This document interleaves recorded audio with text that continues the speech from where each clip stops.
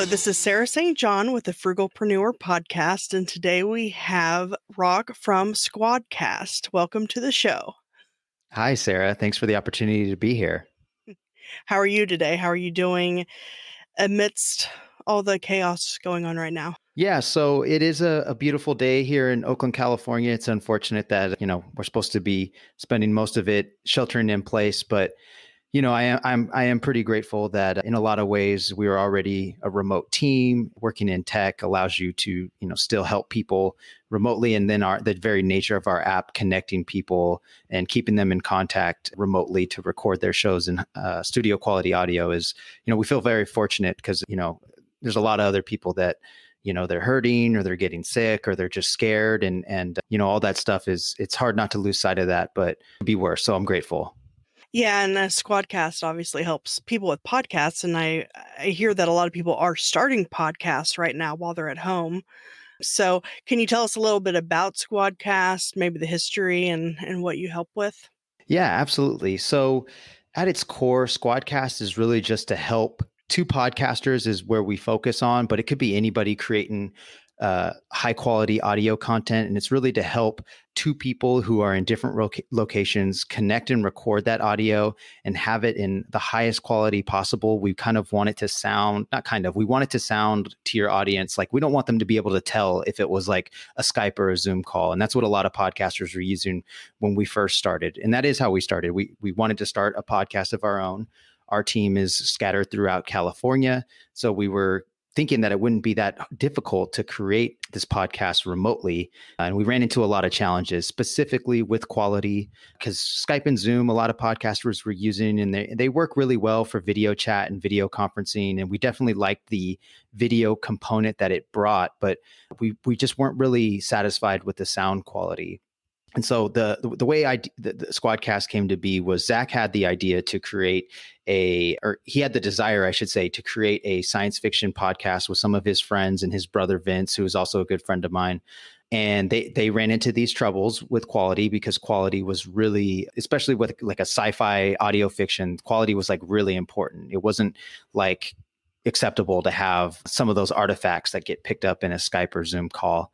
So ran the gamut of all the different options that were out there. And it was really scattered at the time. It still is in a lot of ways. There's a lot of podcasters who have found what works for them. And it was a combination, or I should say a trade-off. It always seemed like ease of use and quality. If you wanted it easy, you had to sacrifice having lower quality. And if you really wanted high quality, it was kind of like making the other person, like a guest, have to jump through all these kind of hoops to just make it sound good. And we just didn't think that, we thought there had to be a better way to do it. So, after running into these troubles, Zach approached me about, well, what about an idea to help people record their conversations remotely and actually record it in the highest quality audio possible. And then like just take away the worry or anxiety that comes with having a remote conversation. Cause that was the other thing, was like, okay, it's one thing to figure out how to do it.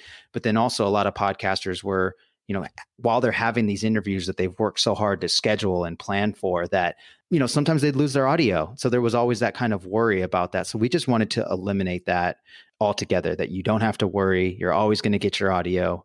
And there's a few ways that we do that, which I'm happy to go into, but that is definitely where the original idea came from. And for me, I had already been looking to do something more entrepreneurial.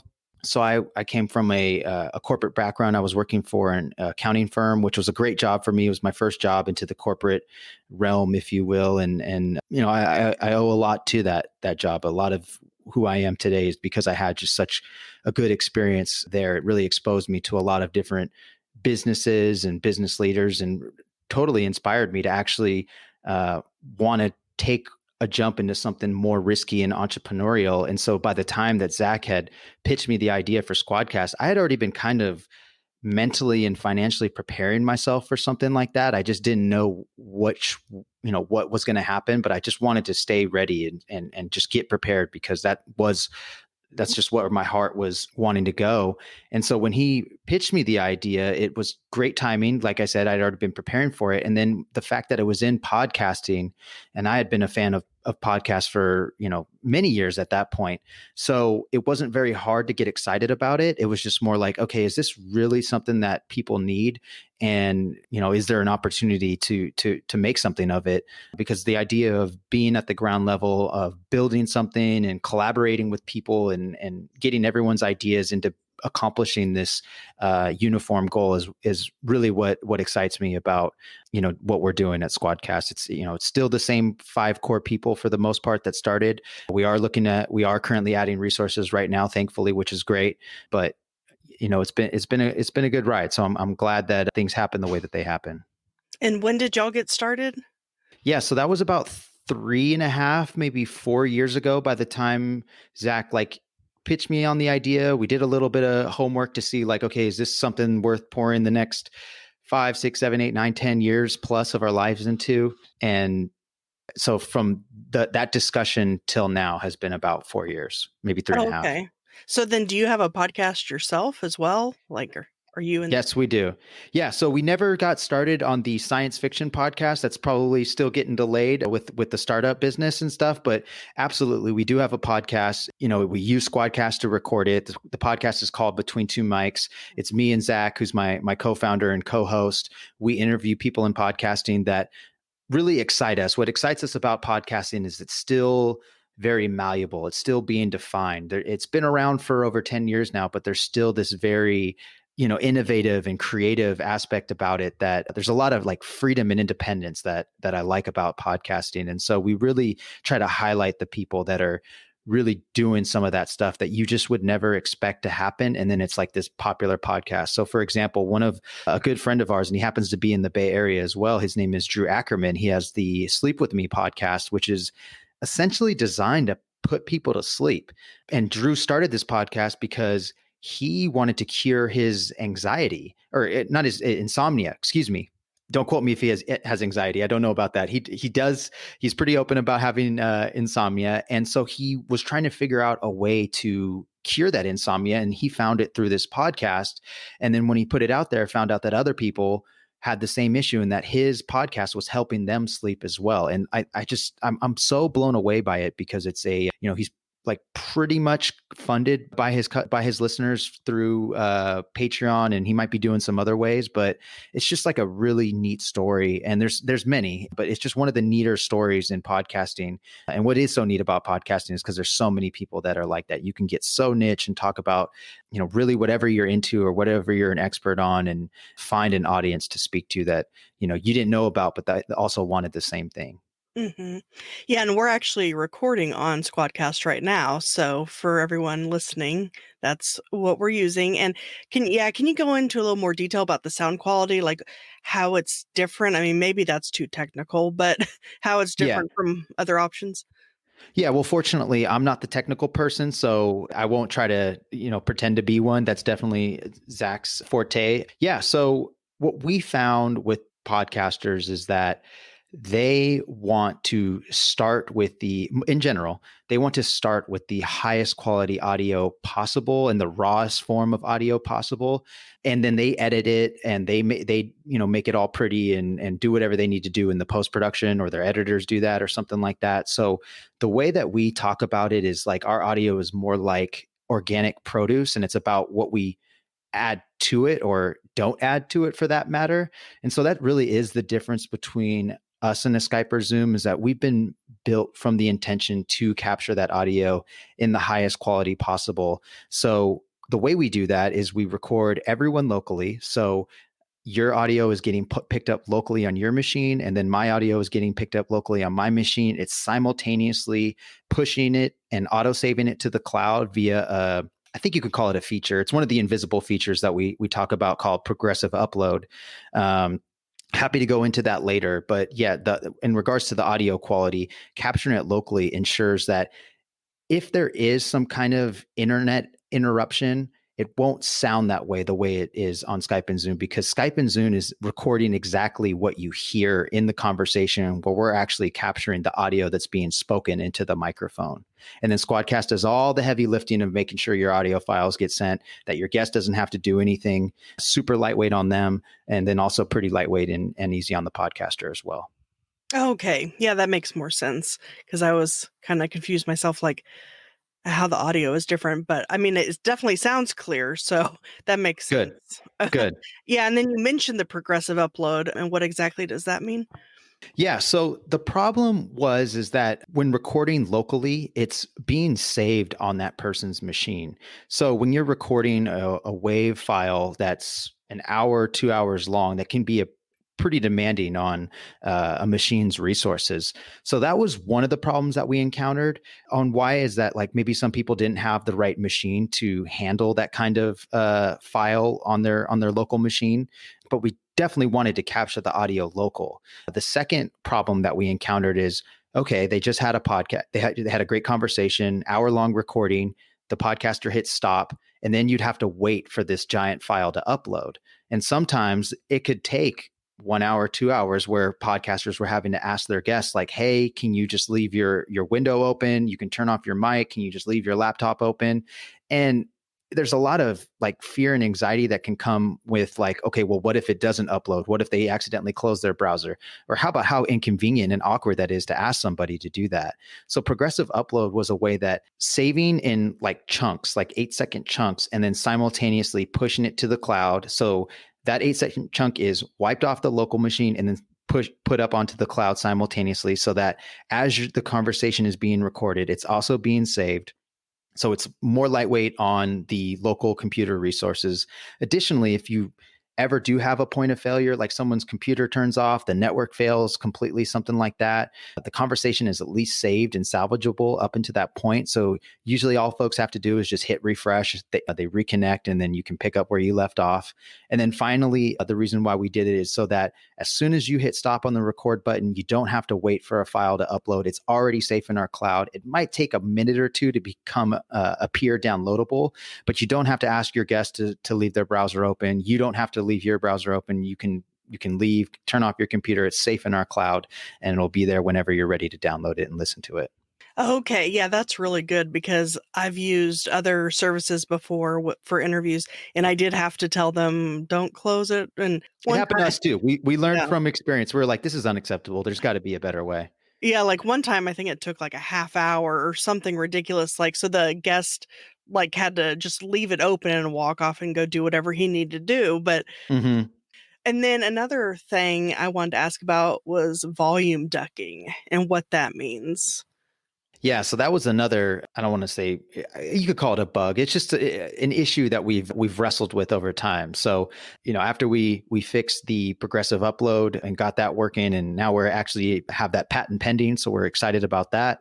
Volume ducking probably became the next bigger issue that was more difficult for us to deal with. And the reason is because it has to deal with, SquadCast is a web app, so we are bound by the rules, and we got to play by the rules within the browsers that we operate in. So like Chrome and Firefox, they have their standards. They're supposed to be pretty standard web browser standards, but they all have their differences and intricacies. And so as a default, the browsers have it set for volume ducking turned on. And so what the purposes of that is whenever two people are talking at the same time, the browser, to avoid it being too disruptive in a flow of a conversation, the browser will be doing the thinking for you, I guess is one way to phrase it, and lower someone's volume, because it avoids having people like talking over each other. And again, it's very disruptive. So manually in SquadCast, and because it kind of trampled on the quality of audio recordings when you're listening to a podcast, everyone sounds good, and then someone just all of a sudden sounds way lower. Now that can be fixed in post-production, but as you can imagine, a lot of people don't want to spend their time editing something the way they think it should sound. They don't want to have to fix mistakes that SquadCast made, and we certainly don't want to do that. We're trying to solve problems, not create new ones. So it's something that we wrestled with, because when we had it set as a default for volume ducking, is what happens. The button that we had to use is called echo cancellation. So when echo cancellation is turned on, volume ducking is essentially on as well. So we turned it off, right? So that there's no volume ducking. Everyone sounds the same in the conversation. But what happens is it creates a really bad echo. And the echo is so bad, you can't have a conversation. So unless you have headphones. So we gave podcasters the choice of this echo cancellation button. So if you turn it on, you don't have to wear headphones, but you do have the occurrence of volume ducking happening. And if you turn it off, it's going to sound better and not have any audio ducking, but everyone needs to wear headphones. And so we just wanted to give podcasters the choice of like, okay, guests are coming from all different types of experience and backgrounds and familiarity with technology and recording audio. So in the event that someone forgot their headphones or doesn't have any laying around, we wanted to give the podcaster that opportunity to still capture and record that interview. But the more preferred way, I would say, for most podcasters is to turn the echo cancellation off, have everybody recording with headphones, and then you're going to be fine. Oh, okay. And we both have headphones or earbuds in, so but I did turn the echo cancellation on. So I guess I should have kept that off, I guess. Yeah, and Okay. that's one of those invisible features I'm talking about that it's you don't see it, you can't touch it, you can't feel it. So, explaining it is one thing, and I think visually explaining it is something that we're really looking forward to adding to the website soon because, it takes a little bit of explaining and, to turn echo cancellation off means that there is no echo. So it's kind of hard to wrestle with sometimes. I even still struggle with explaining it, but it's really just to give the podcaster every opportunity to record their show with their guest and fit multiple types of workflows. That's what we're trying to do. We definitely are all about recording the highest quality audio possible, but we also want to fit into people's workflows. So there's a delicate balance there. And can you also explain what audio drift means? Yes. So audio drift is kind of an unfortunate result that can happen when you are recording tracks locally, and when you like try to combine them in post production, they can drift out of sync. So again, it is something that can be fixed in the post production process. However, what we learned is that a lot of producers, editors, and certainly podcasters who are already wearing many hats when they're running their shows, they don't. It's incredibly difficult to handle in the post production, even though it is possible, and it's not the best use of time. You're not really bettering the show. You're just fixing something that shouldn't be there anyways. And it doesn't happen with Skype or Zoom because they don't record locally. So that's why, some folks have just, said, "Oh, I've had it with these local recording." The technical term is like a double ender. They'll say, "I had it. I'll just do Skype and Zoom because I don't have to deal with it." So we just thought that was very unacceptable, that we didn't want to be creating problems. We just wanted to be adding solutions. So very similar to the progressive upload, we found that there had to be a better way, and that too is actually patent pending. So, really, really happy to not have that one. That was another big one that, we knew it had happened to some of our more direct competitors, that audio drift was a big problem. So that's how it was on our radar pretty early, and we had just never experienced it. We're like, okay, maybe we did something differently, and then it happened, and it was like, oh no, here we are, we're doing the same thing.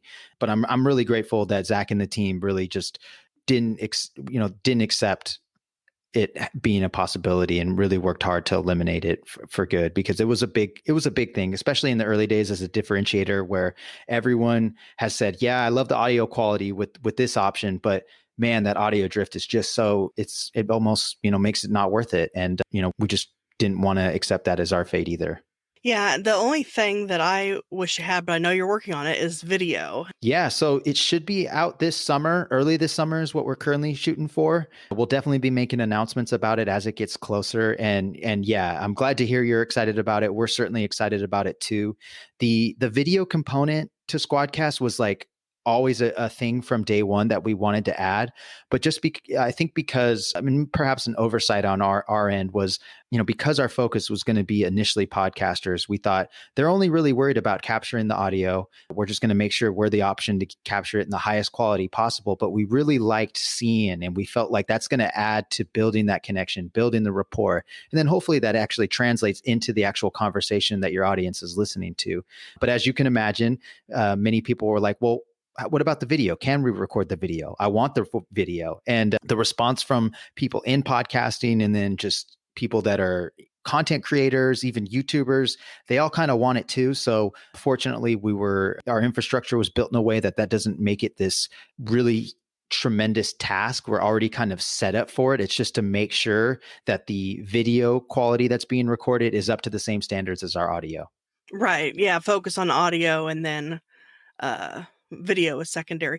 But yeah, even when I've recorded interviews in the past where there was a video component, yeah, I didn't end up using them, but I started thinking it would be nice to have video because then you can repurpose it and put it on YouTube. Though you could, I still put my podcast on YouTube as like an audiogram, but I think a video would be more appealing.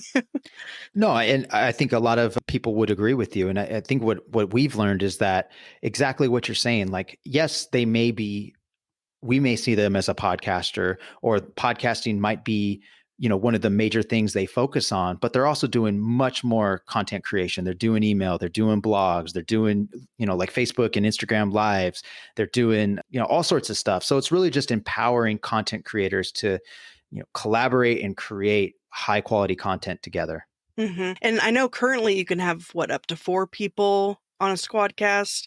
Do y'all have any plans of, I mean, I don't know when you would ever need more than 4, but I'm just curious. Yeah, no, it's a good question. It's certainly something that comes up. We would like it to be more than 4 because our team is 5. And so that's how we knew that 4 was our cap, because whenever 5 or, we try to pull in a 6th person, the reliability just increased a little too high for our liking, but 4 seemed to be that sweet spot. A lot of people, very similar to what you're saying, were like, well, I don't know how much I would ever need over 4, but there's definitely some use cases that could benefit from it. What we're also seeing is a lot of like networks or media outlets, they like having a silent producer on, maybe 2 silent producers on. And so they in SquadCast would currently take up a seat. So, maybe we're working on ways to open that up, or even make those producers like silent, and maybe they wouldn't appear on the SquadCast video feed, but they're still kind of involved and in the session. So we're definitely kicking around some ways to, again, facilitate more workflow. So if it's adding more than 4, we are exploring options to do that. But we're also exploring ways to provide like listener audio experience, or a non-active participant in the session. So nothing solid yet. We are still looking into our options about that, but we'll definitely be making some announcements soon once we get a more solid timeline on that. Okay. And let's see, do you have any kind of like interview tips or techniques or even equipment other than SquadCast, of course? Yeah. Well, so I think that's probably one of the more interesting things that I've learned since becoming more in the podcast world. I definitely came into it as a listener. So in many ways, I felt like an outsider because we were trying to serve podcasters, and I didn't really know anything about being a podcaster other than that I really liked the medium and had felt its benefits. And so, it was easy to get excited about supporting those kind of folks. But what I learned is like, equipment's certainly important. When we would love, everyone that needs to record their podcast remotely to use SquadCast. And, I'm using an ATR 2100 mic, which is a great microphone for podcasting. So your equipment definitely matters.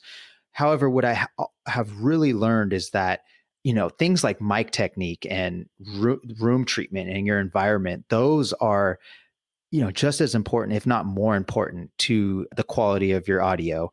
And so I think, those are just things that I've learned, and figuring out, okay, why these podcasters do all these crazy things, like make a studio in their closet, and why that actually helps. And, just doing all these little tips and tricks, and, how much I use my hands when I talk and don't talk in front of a microphone, but like, that really affects the sound quality of how you are holding that mic, how you're speaking into that mic, the distance and stuff like that. So there's a lot of good materials on how to do it. But I think most podcasters that I've learned that are new to the space were just like me. They just weren't aware of it. They didn't, the cool thing about podcasters are they're usually, what's so awesome about them is not that they podcast, they bring something different to the table. Just like you're bringing something, like you're using podcasting as your medium, but it's the content that keeps everyone engaged and coming back for more. So I just feel like there's a lot of stuff to learn when you first start a podcast. I feel like in a lot of ways it's very much like starting a business. So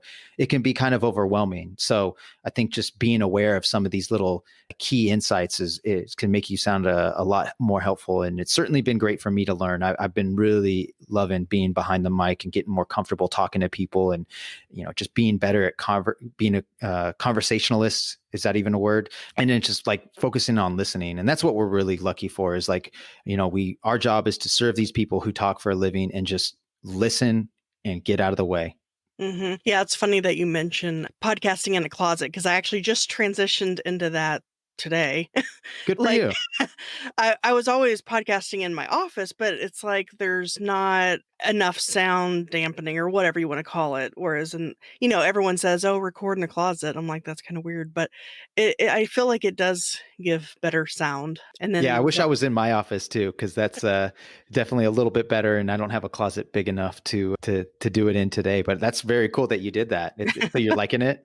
yeah, I like it so far. Of course, I'm recording on a laptop versus a desktop, so I'm depending on Wi-Fi, but so far it hasn't been an issue. Awesome. And yeah, and I'm using an ATR 2100 as well. Hey, Mike buddies. Actually, I just heard that they're no longer making that. There's like the 2100X now, I Yeah, think. yeah. I think Mhm. they're making another version, and that's a great point that you brought up. We're both using the same mic. I think a lot of podcasters probably overthink the equipment, and it's easy to get excited about all these different mics and headphones. They're almost like toys to people. And but I think the one downfall is focusing too much on the microphone or the headphones. I mean, the ATR 2100, that's a really good mic for podcasting for a few reasons. And you really don't need to complicate it much more than that. It's a 40, maybe $60 mic. The new one that's coming out probably isn't too much more expensive. So that's, I would say, to just follow up on what I said of, be mindful of all these other things like room treatment and mic technique, but also just don't overthink the equipment, because it can be overwhelming. And you got enough stuff to worry about as a podcaster, especially when you're first starting out. Yeah, and I actually on my website, and I've been meaning to do a blog post about this, is the 4 things that I use for podcasting, well, other than a computer, Mhm. and other than headphones, but everything else for under $100 combined.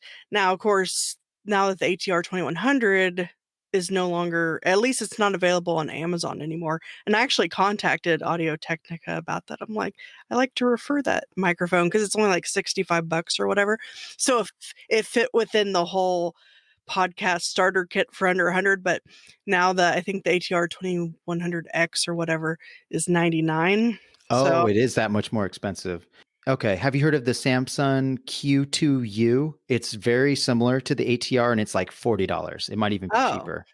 oh, no, I hadn't. I don't think I've heard of that one. I'll have to look at Okay. that one and I'll follow up. It's very similar. Like all the benefits of the ATR are pretty much there. Some people even prefer it, but it's comparable, and I think it will fit in that, keeping it under $100. is it a USB one as well? Absolutely. Yep. Oh, okay. Okay, cool. All right. Well, I think you've answered all my questions. Is there anything else that you want to say to the listeners? Well, yeah. So we did create a unique promo code for all the listeners that ever want to check out SquadCast. So everybody gets a 7-day free trial to test out the product, get comfortable. We definitely want you comfortable and getting value from the product. But for all your listeners, when they do sign up, they can also get an additional $10 off their first month. So that's using the promo code FRUGAL, and it's in all caps. Awesome. That is so great. And I'll definitely link, I'll do some show notes for this and link to the various things we've talked about, Thank Squadcast, you. the microphone, the coupon code, and all that stuff. So I really appreciate your time. And yeah, I hope to see you at Podcast Movement if it Yeah, I'm so happens. hopeful. I'm so hopeful too, and yeah, really looking forward to doing that. It's a great event. Dan and Jared have, really done a wonderful thing for the podcast community, and it's in Dallas, which is somewhere I've never been, which is kind of a home base for podcast movement. So I I know they got some big plans in store. So I really hope that we get to see it, and be great to see you and connect in person. As Yeah. much as I love these remote conversations, never going to deny that there's something special about meeting someone in person as well. Yeah, because I definitely plan to be there because I'm in Dallas. So it Right. it eliminates travel costs, hotel costs. So I definitely plan to be there. So I just hope, I mean, that's like 4 months from now. It should happen, but you never know. Definitely keeping my fingers crossed, because have you ever been to a podcast movement before or any No. other events? Okay. Mm-mm. Yeah. No, not a podcast movement or Podfest either. I think I'm gonna try to go to that one next year. Awesome. Yeah, no, they're great. They both are different enough to have a different experience at both. So I definitely recommend both of them. But yeah, it's something special about getting a bunch of podcasters in the same room and seeing what you hear and seeing who you meet. So I think you'll definitely enjoy it. Yeah, and I'll be sure to stop by will you have a booth there, I assume? Yes, we'll Okay. definitely have a booth. And we've been having booths since 2016. And we did it for the same reason. It was in LA, so it wasn't a tough trip for us to make and the travel costs when we were still like, just bootstrapping this thing with our own money, which I guess we still are. But anyways, so yeah, definitely take advantage of the having it as a home base. Okay. Yeah. Yeah, I definitely plan to be there and I'll stop by and see you. I look forward to it. Thanks again for having me on. I really appreciate it.